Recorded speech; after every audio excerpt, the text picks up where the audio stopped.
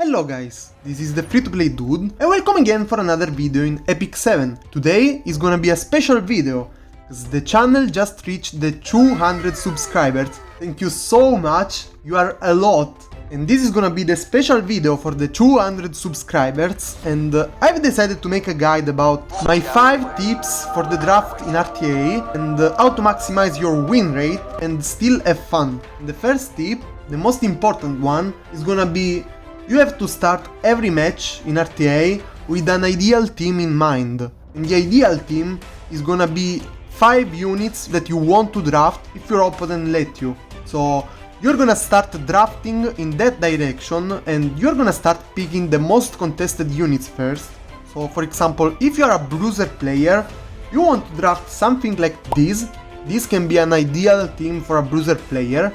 And you want to start picking the Fallen Cecilia, Last Rider Crow, Ras, because they are the most contested units and they give less information to your opponent, and we're gonna get later into the information part, and then you're gonna proceed to the other units last. And if you're a cleave team, for example, like me, you want to draft something like this, and you want to start picking the Bazaar or the RB first, because again, they are flexible and they give less informations, and you're gonna proceed through the others. And after you pick your first or second core units, you want to start adjust your ideal comp based on the enemy picks and what the enemy is stealing from that comp. So you need to have a pool of heroes that are interchangeable with heroes in that ideal comps, and you can still go in that direction. And now let's go to the information part. Point number 2. This is gonna be the most fun one and probably the most interesting one of the list. So everything gives information. Everything you do, from the pre-ban to the last second of the draft, and I'm not exaggerating, is gonna give information. And that is true even for your opponent.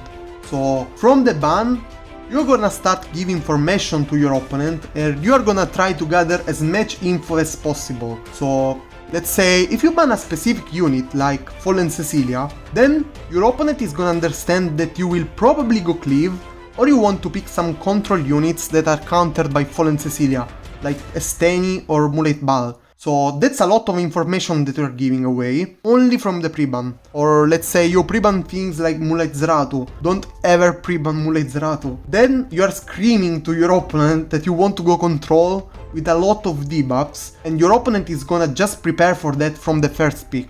And even the order of picks, or the time you make pass before you pick them, is an information. But that has not to be a disadvantage, because you are aware of the information that you are giving, and in the same way, you can also give fake informations to your opponent, like picking slower units first and then hesitating picking the faster ones, like I do a lot.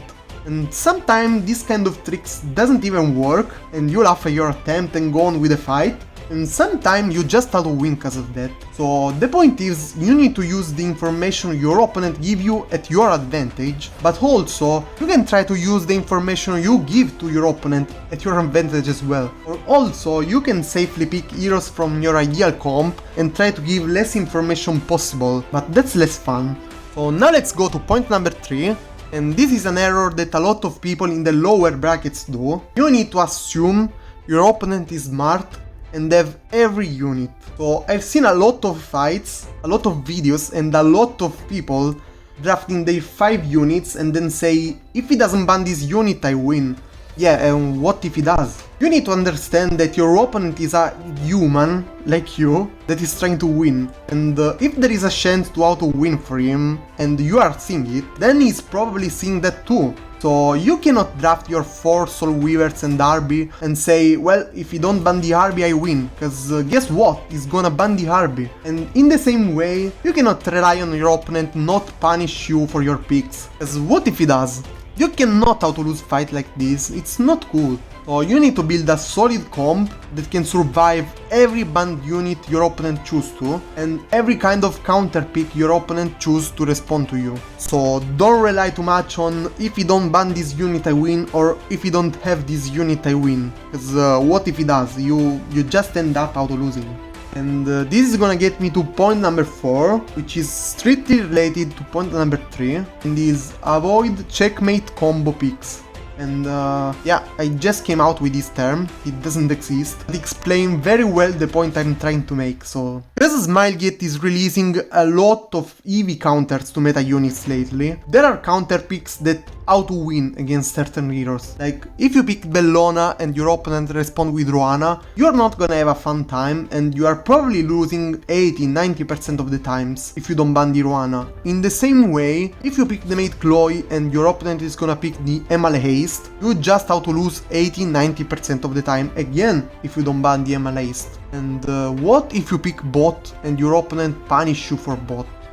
Then you lock yourself into a kind of a checkmate situation in which whoever you ban, you are screwed anyway, even before the match starts. And let's say you try to pick a counter pick like Bazaar for the Emalaist, try to correct your error, then your opponent is just gonna ban the Bazaar, because you don't have to ban any of the other units, because they are already countered, so you're screwed anyway. So this is one of the main reasons people lose into the draft phase. I'm getting good avoiding these kind of situations, but when I was first picking F10 that happens a lot even to me. And now I have learned, so you can learn too.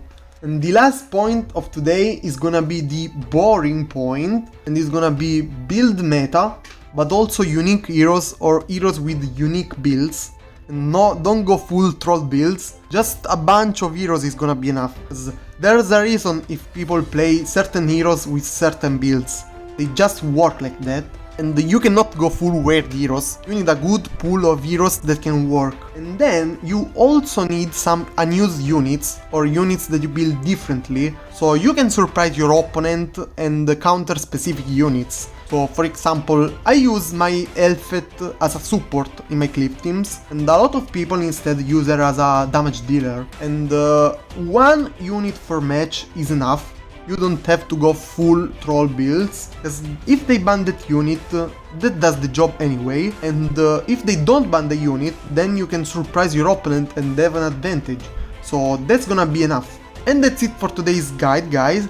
Thank you so much for watching, thank you for all the support, and if you liked the video, please leave a like, and leave a comment to give some other tips, maybe it can be helpful to someone, or even to me. Anyway, thank you so much for watching, guys, and I'll see you in the next video, so bye bye.